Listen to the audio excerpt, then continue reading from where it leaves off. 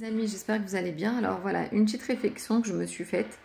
J'ai rencontré l'autre jour une dame et on discutait du nombre d'enfants qu'on avait chacune. Et en fait, ce qu'elle me disait, c'est oui, déjà, moi j'en ai deux.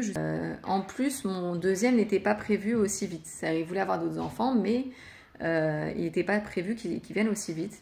Et je culpabilise grave déjà de ne pas avoir passé assez de temps avec le premier. Parce que du coup, le deuxième a suivi, il faut s'occuper du nourrisson et j'ai passé moins de temps à jouer, à m'amuser. Et le premier ne nous a pas eu exclusivement que pour lui, pendant longtemps. Et en fait, c'est vrai qu'on passe toutes, je pense, par ce genre de réflexion dans la tête. Mais il faut se rappeler plusieurs points. Déjà, la société moderne, elle nous remplit la tête de bêtises, d'accord ? De choses qui n'ont aucun sens. Parce que déjà, si tu as décidé d'avoir des enfants, eh bien, c'est que tu t'en es remise à Dieu. Parce que si on s'en remet à notre intellect pur, on n'aurait jamais d'enfants, on se marierait jamais dans ce monde de fous. Donc déjà, avoir des enfants, c'est une grande part de confiance en Dieu et on a mis notre intellect de côté. Autre point, c'est que si déjà tu as confiance en Dieu pour qu'il te donne des enfants, etc., et que tout va bien se passer, eh ben, laissons-le gérer. Ça veut dire, oui, aujourd'hui, il y a la contraception, il y a différentes techniques, etc. Parfois, ça ne marche pas. Et c'est très bien comme ça, dans le sens où c'est Dieu qui gère. Voilà, c'est Dieu qui gère. Et s'il y a un autre enfant qui est venu à ce moment-là, c'est que c'était la meilleure chose qui puisse être au monde. Pourquoi? Parce que ce qu'on oublie aussi, c'est que les enfants, quand ils sont seuls et qu'ils n'ont pas d'enfants, ils n'ont pas de frères et sœurs à côté d'eux, eh bien, ils s'ennuient. Et tant bien même je joue avec lui ou avec elle, à un moment donné, ils vont grandir, ça va devenir des adolescents, ça va devenir des adultes. Et le frère et la sœur que je leur ai donné, c'est un cadeau pour la vie. C'est-à-dire que vraiment, ils vont grandir, ils vont être ensemble, ils vont jouer, ils vont s'amuser. Et plus grands, ils vont pouvoir se soutenir les uns les autres. Ils vont pouvoir être une aide, ils vont pouvoir être des meilleurs amis entre eux. Ils vont pouvoir se soutenir, grandir ensemble, ne jamais être seuls dans ce monde de fous. Et ça, c'est un cadeau extraordinaire.